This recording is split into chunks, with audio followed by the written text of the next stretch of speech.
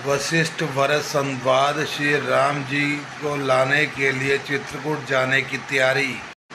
तात हृदय धीरज धरहु करे सो अवसर आजु। उठे भरत गुरु वचन सुनी करन कयो सब काजु। वशिष्ठ जी ने कहा, हे तात हृदय में धीरज धरो और आज जिस कार्य क्या करने का अवसर है उसे करो। गुरु जी के वचन सुनकर भरत जी उठे और उन्होंने सब तैयारी करके के लिए कहा। निपतनु वेद विदित एहन वावा परम विचित्र विमान बनावा। गही पद भरत मात सब राखी रही रानी दशरथ अभिलाषी। वेदों में बताई हुई विधि से राजा की देह को स्नान कराया गया और परम विचित्र विमान बनाया गया। भरत जी ने सब माताओं के चरण पकड़कर रखा अर्थात प्रार्थना करके उनको सती होने से रोक लिया। वे रानियां भी श्री राम के दर्शन की अभिलाषा से रह गई।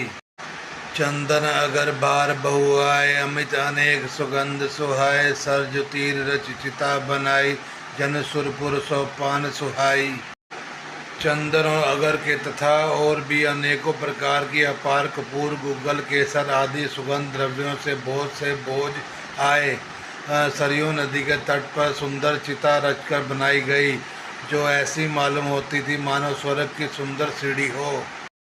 ए विधि दा क्रिया सब कीनी विधिवत नहायत अंजलि दीनी। सोई स्मृति सब वेद पुराना कीन भरत दस गात विधाना। इस प्रकार सब दाह क्रिया की गई और सबने विधि पूर्वक स्नान करके तेजांजलि दी। फिर वे स्मृति और पुराण सबका मत निश्चय करके सबके अनुसार भरत जी ने पिता का 10 गात्र विधान 10 दिनों के कृत्य किया। जस जय मुनिबर आयुष दीना तय तस सहस भांत सब कीना। भय विशुद्ध दिए सब दाना धेनु बाज गए वाहन नाना।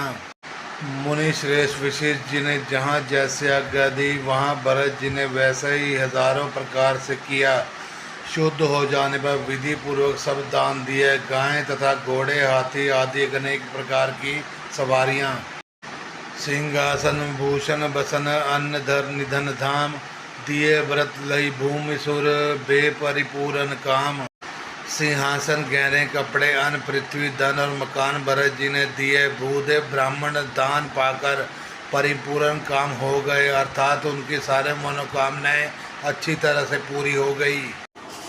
पितुहित भरत कीन जस करनी सो मुख लाख जाई नहीं बरनी। सुदिन सो मुनि बर तब आए सची महाजन सकल बुलाए। पिताजी के लिए भरत जी ने जैसी करनी की वह लाखों मुखों से भी नहीं वर्णन की जा सकती। तब शुभ दिन शोध कर श्रेष्ठ मुनि वशिष्ठ जी आए। उन्होंने मंत्रियों तथा सब महाजनों को बुलवाया। बैठे राज सभा सब जाए पठे बोली भरत दो भाई। भरत वशिष्ठ निकट बैठा रे नीति धर्म में वचन उचारे। सब लोग राजसभा में जाकर बैठ गए। तब मुनि ने भरत जी तथा शत्रुघ्न जी को दोनों भाइयों को बुलवा भेजा। भरत जी को वशिष्ठ जी ने अपने पास बिठा लिया और नीति तथा धर्म से भरे हुए वचन कहे। प्रथम कथा सब मुनिबर बरनी के कई कुटिल कई निजसिप करनी। भूपो धर्म व्रत सत्य सराहा जय तनु परिहरि प्रेम निवाहा। पहले तो कई ने जैसी कुटिल करनी की थी श्रेष्ठ मुनि ने वह सारी कथा कही।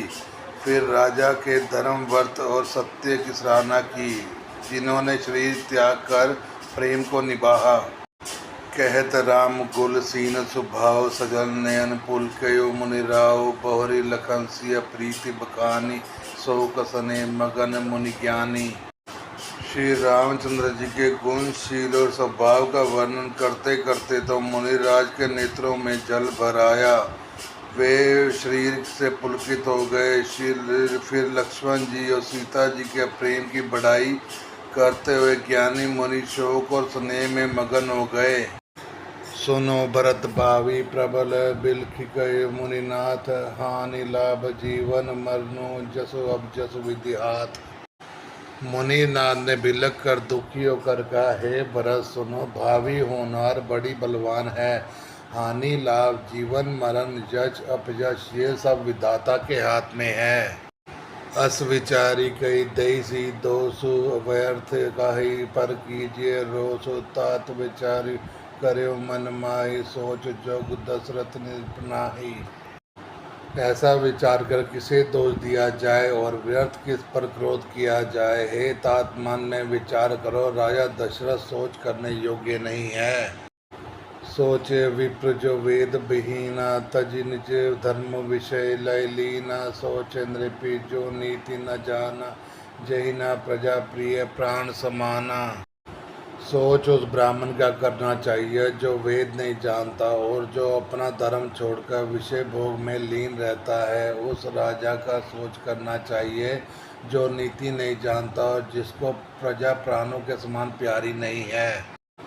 सोच भय सुकृपन धनवान जो ना अतिथि से भक्ति सुजान। सोच शूद्र विप्र अवगमानी मुखर प्राण प्रिय ज्ञान गवानी। उस वैश्य का सोच करना चाहिए धनवान होकर भी कंजूस है और जो अतिथि सत्कार तथा शिवजी की भक्ति करने में कुशल नहीं है। उस शूद्र का सोच करना चाहिए जो ब्राह्मणों का अपमान करने वाला, बहुत बोलने वाला, मान बढ़ाई चाहने वाला और ज्ञान का घमंड करने वाला है। सोचे पुनिपति वंचक नारी कुटिर कलह प्रिय इच्छाचारी। सोचे बट निज व्रत परिहरी जो नई गुरु आयुष अनहरी। पुनः उस स्त्री का सोच करना चाहिए जो पति को छलने वाली, कुटिल कलह प्रिय और स्वेच्छाचारिणी है। उस ब्रह्मचारिणी का सोच करना चाहिए जो अपने ब्रह्मचर्य व्रत को छोड़ देता है और गुरु की आज्ञा के अनुसार नहीं चलता। सोचे गृही जो मोह बस करे कर्म पथ त्याग। सोचे जंति प्रपंच द्रत विगत विवेक विराग। उस गृहस्थ का सोच करना चाहिए जो मोहवश कर्म मार्ग का त्याग कर देता है। उस सन्यासी का सोच करना चाहिए जो दुनिया के प्रपंच में फंसा हुआ और ज्ञान वैराग्य से हीन है। बेखा न सोई सोचे जोग तप विहाई जय भावई भोग। सोच पिसुन अकारन क्रोधी जननी जनक गुरु बंधु विरोधी। वानप्रस्थ वही सोच करने योग्य है जिसको तपस्या छोड़कर भोग अच्छे लगते हैं। सोच उनका करना चाहिए जो चुगलखोर हैं, बिना ही कारण क्रोध करने वाला है तथा माता पिता गुरु और बंधु भाइयों के विरोध करने वाला है।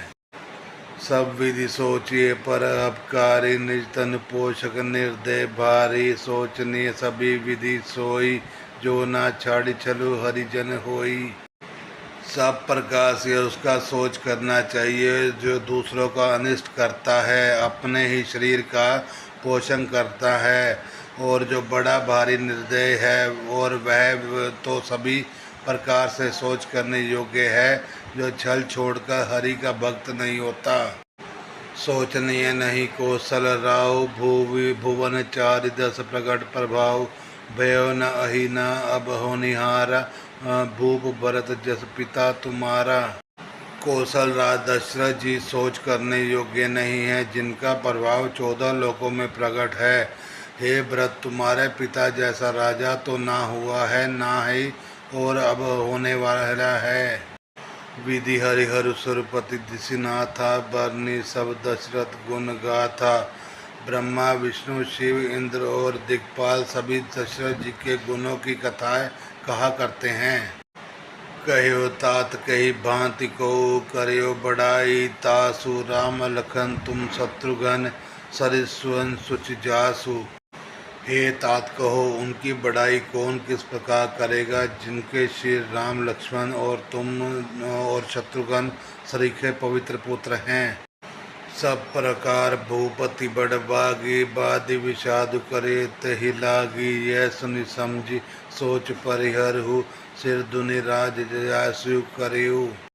राजा सब प्रकार से बड़बागी थे, उनके लिए विषाद व्यर्थ है। यह सुनकर समझकर सोच त्याग दो और राजा की आज्ञा से चढ़ाकर तदनुसार करो। राय राजपद तुम कहो दीना पिता वचन फुर चाहियो कीना। तजे राम जय वचने लागी तनु परिहरि राम बिहरागी। राजा ने राजपद तुमको दिया है, पिता का वचन तुम्हें सत्य करना चाहिए। जिन्होंने वचन के लिए ही श्री रामचंद्र को त्याग दिया और राम वीरा की अग्नि में अपने शरीर की आहुति दे दी। नृपि वचन प्रिय नहीं प्रिय प्राण न करियो, तात पितु वचन परवाह न करियो। शीस धरि भूप रजाई, है तुम कै सब भांति भलाई। राजा को वचन प्रिय थे, प्राण प्रिय नहीं थे, इसलिए हे तात पिता के वचनों को प्रणाम सत्य करो, राजा की आज्ञा से चढ़ाकर पालन करो, इसमें तुम्हारी सब तरह भलाई है। परशुराम पितु आज्ञा राखी, मारी मातु लोक सब साखी। तन्य जाति जो बनु दयो, पितु आज्ञा अदयसु न गयो। परशुराम ने पिता की आज्ञा रखी और माता को मार डाला, सब लोग इस बात के साक्षी हैं। राजा ययाति के पुत्र ने पिता को अपनी जवानी दे दी, पिता की आज्ञा पालन करने से उन्हें पाप और अपयश नहीं हुआ। अनुचित उचित विचार तजी, ते पाली पितु बैन, ते भाजन सुख सुखे बसी अमरपति ऐन। जो अनुचित और उचित का विचार छोड़कर पिताजी के वचनों का पालन करते हैं, वे यहाँ सुख और सुयश को प्राप्त होकर अंत में इंद्रपुरी स्वर्ग में निवास करते हैं। अवसि नरेश वचन फुर करहु, पालन प्रजा शोक परिहरहु। स्वरूप नृप पाई परितोषु, तुम को सकृत नृप दोषु। राजा का वचन अवश्य सत्य करो, शोक त्याग दो, प्रजा का पालन करो। ऐसा करने से स्वर्ग में राजा संतोष पावेंगे और तुमको पुण्य और सुंदर यश मिलेगा, दोष नहीं लगेगा। वेद विदित सम्मत सभी का, जहि पितु दई सो पावे टीका। करे राज परिहरु गलानी, मानो मोर वचन हित जानी। यह वेद में प्रसिद्ध और स्मृति पुराण आदि सभी शास्त्रों के द्वारा सम्मत है कि पिता जिसको दे वही राज लिख पाता है। इसलिए तुम राज्य करो, गलानी का त्याग कर दो, मेरे वचन को हित समझकर मानो। सुनि सुख लहब राम विदेही, अनुचित कहब न पंडित कही। कौशल्यादि सकल में तारी, तयु प्रजा सुख होई सुखारी। इस बात को सुनकर श्री रामचंद्र जी और जानकी जी सुख पावेंगे और कोई पंडित ही उसे अनुचित नहीं कहेगा। कौशल्या जी आदि तुम्हारी सब माताएं भी प्रजा को सुख से सुखी होंगी। परम तुम्हार राम कर जानी, सो सब विधि तुम भल सब मानी। सपने राज राम के आए, सेवा करियो स्नेह सुहाए। जो तुम्हारे और श्री रामचंद्र जी के श्रेष्ठ संबंध को जान लेगा, वह सभी प्रकार से तुम्हें उसे भला मानेगा। श्री रामचंद्र जी को लौट आने पर राज्य उन्हें सौंप देना और सुंदर स्नेह से उनकी सेवा करना। कीजिए गुरु आयुष अवसी, कई सचिव कर जोरी। रघुपति आए उचित जस, तस तब कर बहोरी। मंत्री हाथ जोड़कर कह रहे हैं, गुरु जी की आज्ञा का अवश्य ही पालन कीजिए। श्री रघुनाथ जी के लौट आने पर जैसा उचित हो तब फिर वैसा ही कीजिएगा। कौशल्या धरि धीरजु कही, पूत पथ्य गुरु आयुष अहि। सो दधिरथ कतियो हित मानी, तजियो विषाद काल गति जानी। कौशल्या जी भी धीरज धर कर कह रही हैं, हे पुत्र, गुरु की आज्ञा पथ्य रूप है, उसका आदर करना उचित चाहिए और हित मानकर उसका पालन करना चाहिए। काल की गति को जानकर विषाद का त्याग कर देना चाहिए। बन रघुपति सुरपति नर ना हो, तुम अहि बात तांद कदराहु।